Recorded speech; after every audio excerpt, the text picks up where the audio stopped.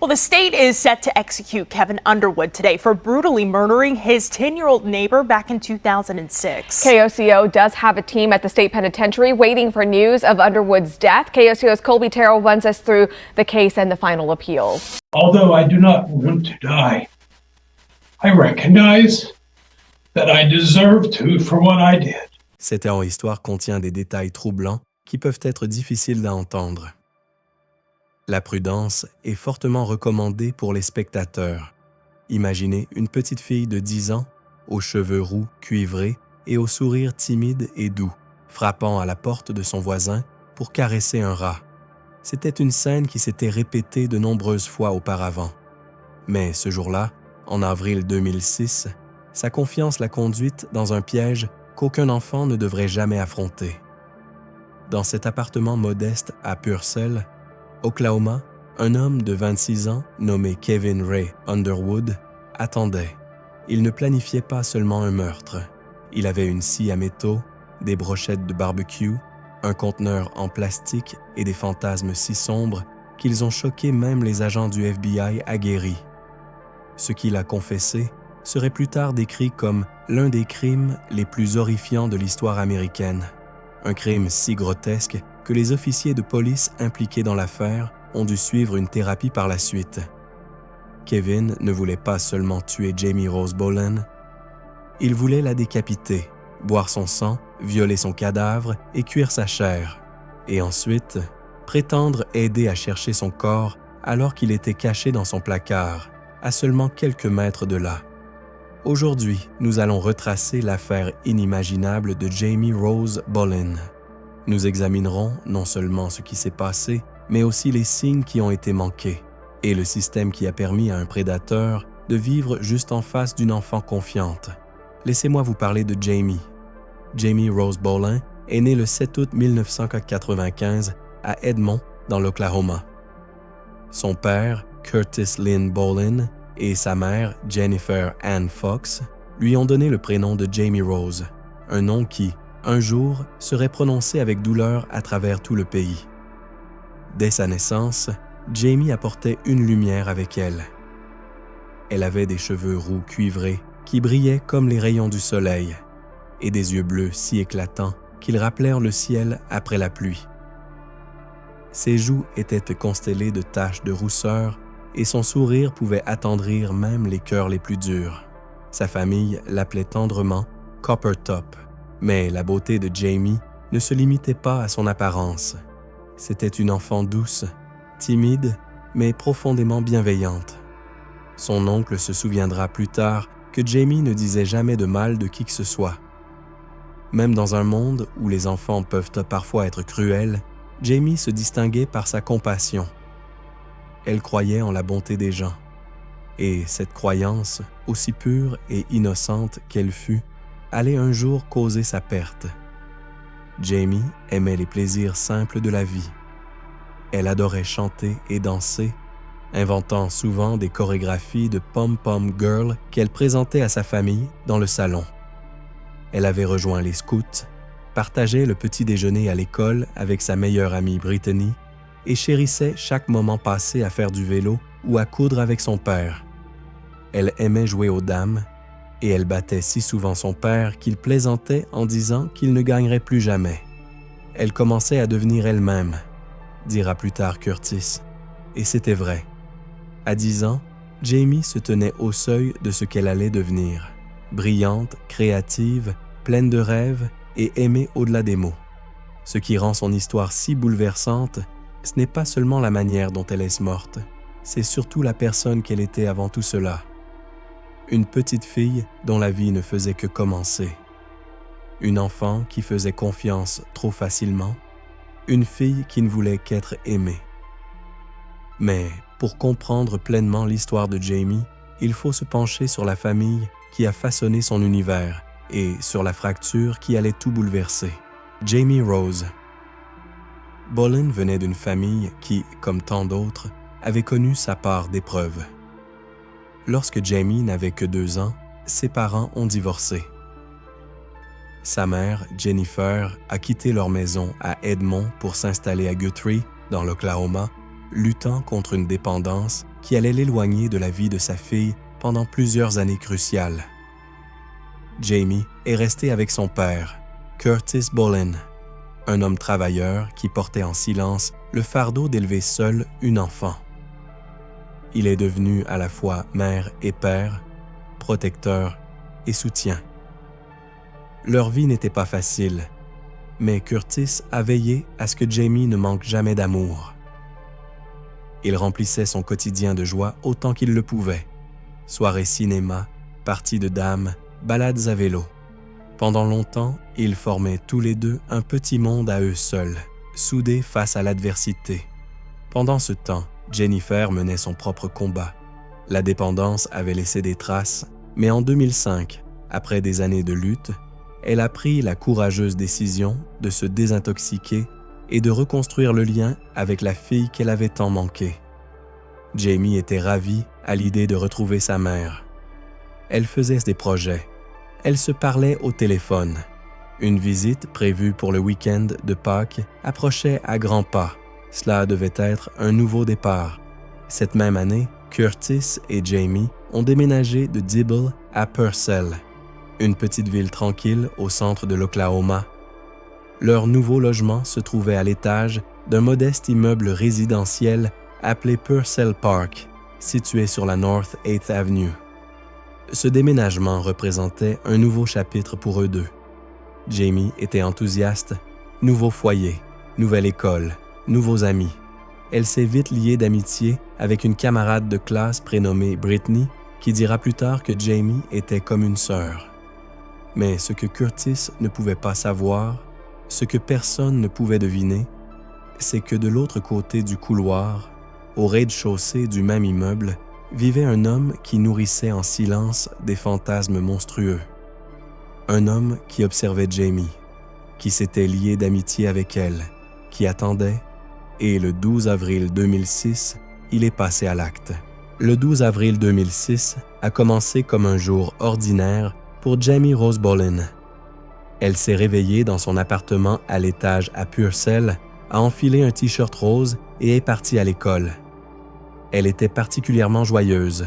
Sa mère, Jennifer, devait lui rendre visite ce week-end pour Pâques. En 6e heure, elle a discuté avec sa meilleure amie Brittany, souriante, inconsciente que c'était le dernier moment ordinaire de sa vie. Cet après-midi-là, Jamie s'est arrêtée à la bibliothèque locale pour jouer avec une amie. En rentrant chez elle, elle s'est aperçue qu'elle avait oublié ses clés. Il faisait chaud, et après plusieurs allers-retours à vélo pour les récupérer, elle est rentrée trempée de sueur et a changé de t-shirt pour en mettre un bleu. Puis, elle est redescendue. Son voisin, Kevin Ray Underwood, l'attendait. Kevin avait 26 ans. C'était un homme renfermé, qui passait la plupart de son temps en ligne, fréquentant des forums troublants, souvent centrés sur le cannibalisme et des fantasmes violents. Il vivait seul avec un rat domestique nommé Freya. Les semaines précédentes, il s'était lié d'amitié avec Jamie, la laissant caresser le rat ou regarder des dessins animés dans son appartement. Jamie pensait qu'il était inoffensif, juste un voisin discret avec un animal étrange. Ce jour-là, Kevin l'a salué dans le couloir. « Salut Jamie, tu veux entrer voir Freya ?» Jamie est entré sans hésiter. Ils se sont assis sur le sol, regardant Bob l'éponge, bavardant. Mais dans l'esprit de Kevin, une tempête faisait rage.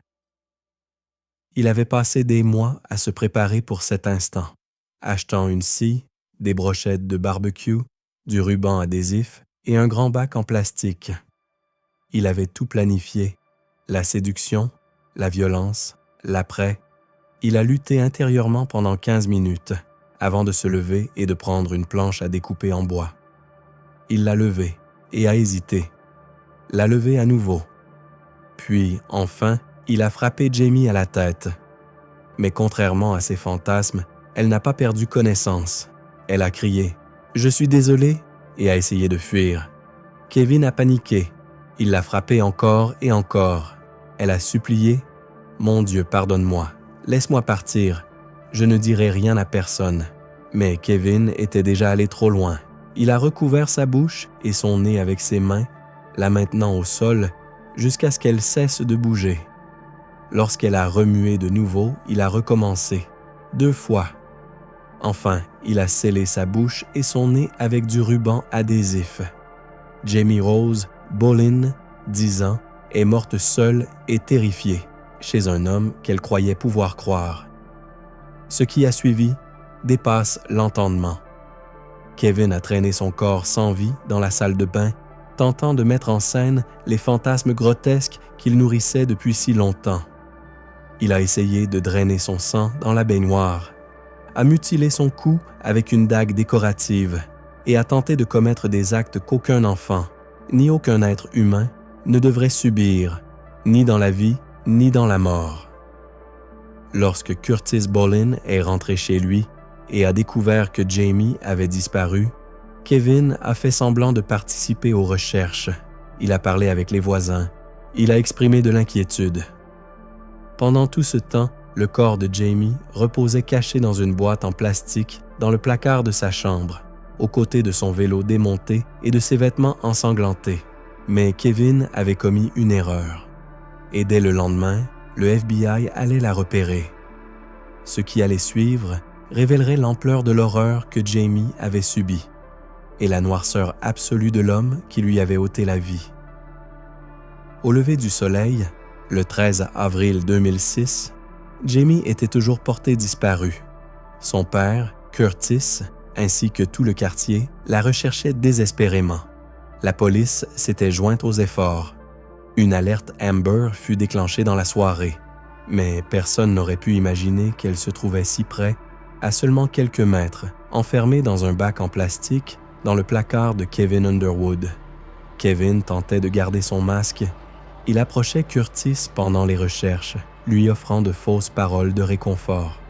Il allumait de l'encens chez lui pour masquer l'odeur du sang. Il effaçait des fichiers dérangeants de son ordinateur. En apparence, il agissait comme un voisin inquiet parmi d'autres. Mais un détail l'a trahi. Lors d'un contrôle routier de routine près de l'immeuble, Kevin et son père furent arrêtés par l'agent du FBI, Craig Overby. Kevin évoqua l'alerte Amber et déclara négligemment qu'elle avait tort, que Jamie portait un t-shirt bleu et non rose lorsqu'elle a été vue pour la dernière fois. Ce détail n'avait pas encore été rendu public. L'agent en prit note. Kevin accepta d'accompagner Overby au commissariat. Pendant l'interrogatoire, il nia toute implication dans la disparition de Jamie. Mais lorsque les agents se rendirent de plus tard dans son appartement et remarquèrent du sang dans la baignoire, le doute laissa place à la certitude. Ils demandèrent ce que contenait le grand bac en plastique scellé dans le placard. Kevin affirma qu'il y rangeait des bandes dessinées protégées de l'humidité. Puis, sans prévenir, Kevin craqua. « Allez-y, dit-il. Arrêtez-moi. Elle est là-dedans. Je l'ai cachée et découpée. » À l'intérieur du bac, les enquêteurs découvrirent le corps sans vie de Jamie, enveloppé dans des sacs dissimulés sous son t-shirt bleu. Les pièces démontées de son vélo étaient cachées à proximité. Dans les heures suivantes, Kevin livra l'une des confessions filmées les plus atroces de l'histoire criminelle des États-Unis. Il décrivit avec une froide précision son plan pour attirer un enfant, l'attacher, lui montrer de la pornographie, la violer, puis la tuer lentement. Il parla de faire griller de la chair, de conserver le crâne, de faire en sorte que la tête le regarde depuis son bureau. Ces fantasmes étaient si sordides que plusieurs agents du FBI durent suivre une thérapie après les avoir entendus. Kevin Ray Underwood fut inculpé pour meurtre avec préméditation. Lors de son procès en 2008, sa défense ne plaida pas l'innocence. Elle invoqua des troubles mentaux et demanda la prison à perpétuité. Mais le jury avait tout entendu. Il ne fallut que 23 minutes pour prononcer le verdict de culpabilité. Le 7 mars 2008, Kevin fut condamné à mort. Des années d'appel suivirent. Aucun n'aboutit. Le 19 décembre 2024, Le jour de ses 45 ans, Kevin Ray Underwood fut exécuté par injection létale. Dans ses derniers mots, il s'excusa, mais se plaignit que mourir le jour de son anniversaire était une cruauté pour sa famille. Pour les proches de Jamie, l'exécution n'a pas effacé l'horreur, mais elle a marqué la fin d'un chapitre long et douloureux, et le monde entier regardait. Le meurtre de Jamie Rose Boland a provoqué une onde de choc bien au-delà de Purcell, en Oklahoma. Ce n'était pas seulement la brutalité du crime, c'était la trahison. Une fillette douce et discrète, connue et aimée dans son quartier, assassinée à l'endroit même où elle se sentait le plus en sécurité, par quelqu'un qui vivait à quelques pas. La communauté fut anéantie. Dans les jours qui suivirent sa disparition, des voisins restèrent figés dans le passage devant l'appartement de Kevin, certains tenant des bougies, d'autres pleurant en silence, sans encore connaître la vérité. Lorsqu'on apprit que Jamie avait été là tout ce temps, enfermé dans ce bac en plastique, le chagrin se transforma en colère. Les parents serrèrent leurs enfants plus fort. Les écoles organisèrent des assemblées sur les dangers des inconnus et les prédateurs en ligne. Les églises allumèrent des cierges en mémoire de Jamie. Des veillées furent organisées dans tout l'Oklahoma. Des gens qui ne l'avaient jamais connue pleurèrent Jamie comme si elle était l'une des leurs. Mais ce sont peut-être les proches de Jamie qui exprimèrent la douleur la plus déchirante. Sa famille, en particulier son père, Curtis, assista au procès avec une endurance silencieuse que peu pourraient imaginer. Lorsque la confession de Kevin fut diffusée au tribunal, Curtis et son frère sortirent de la salle. « Je ne veux pas de ces images dans ma tête », déclara-t-il plus tard. « Je veux me souvenir des bons moments. C'est ce qui nous fait tenir. » L'oncle de Jamie, Mark Childs, résuma la douleur de toute la famille. « Je pense qu'il n'était pas malade. Il était juste maléfique. » Pendant l'annonce de la sentence, le jury ne put cacher son émotion. L'un des jurés regarda même la famille en murmurant « Je suis désolé ». Un simple geste, mais dans un monde qui avait échoué à protéger Jamie, il avait du poids. Dans les années qui suivirent, l'histoire de Jamie devint un cri de ralliement pour les défenseurs de la protection de l'enfance. Même si aucune loi majeure ne porta son nom, son cas fut souvent cité lors de discussions sur les signes précoces de comportements prédateurs, en particulier sur le danger de minimiser des bizarreries inoffensives chez certains adultes proches d'enfants. Les publications de Kevin Underwood sur son blog, ses propos au travail, son obsession pour des contenus sombres en ligne, tout cela avait été ignoré jusqu'à ce qu'il soit trop tard. Pour beaucoup, l'histoire de Jamie devint le symbole de l'importance d'écouter son instinct, de ne jamais négliger ce malaise diffus qui murmure que quelque chose ne va pas. Mais son histoire ne s'est pas arrêtée au tribunal. Que feriez-vous si un enfant vous disait qu'il a peur de quelqu'un, sans pouvoir expliquer pourquoi? L'écouteriez-vous? Regarderiez-vous de plus près? Jamie Rose. Boland n'a jamais eu la chance de grandir, de devenir la danseuse dont elle rêvait, de battre une dernière fois son père aux dames. Elle n'a jamais pu descendre cette colline à vélo au printemps, ni fêter Pâques avec sa mère. Elle a été réduite au silence par quelqu'un en qui elle avait confiance. Et aujourd'hui, son silence doit parler pour les autres. La mort de Jamie n'est pas qu'une tragédie. C'est un rappel. Un rappel que les prédateurs ne se cachent pas toujours dans l'ombre. Parfois, ils sourient. Parfois, ils vivent juste de l'autre côté du couloir. Parfois, ils ont un rat domestique et semblent calmes, presque inoffensifs. Nous devons rester vigilants, pas paranoïaques, mais présents. Nous devons apprendre à nos enfants à faire confiance à leur instinct, à ne jamais avoir peur de parler. Et nous devons, en tant que société, prendre au sérieux les comportements inquiétants avant qu'ils ne deviennent mortels. Jamie Rose repose aujourd'hui aux côtés de sa mère, Jennifer, décédée en 2023. Le cœur brisé de n'avoir jamais pu dire adieu à sa fille. 2 vies liées à jamais par l'amour et la perte. Et même si la justice a été rendue, le sentiment de paix n'arrivera peut-être jamais pour ceux qui l'aimaient. Mais ce que nous pouvons faire, ce que nous devons faire, c'est nous souvenir d'elle, dire son nom, raconter son histoire, prévenir les autres, protéger les plus vulnérables. Car Jamie Rose Bollins n'était pas qu'une victime. Elle était une fille, une amie, une lumière. Et cette lumière ne doit jamais s'éteindre. Si cette histoire vous a touché, partagez-la, parlez-en, qu'elle soit un avertissement et un hommage. Pour Jamie.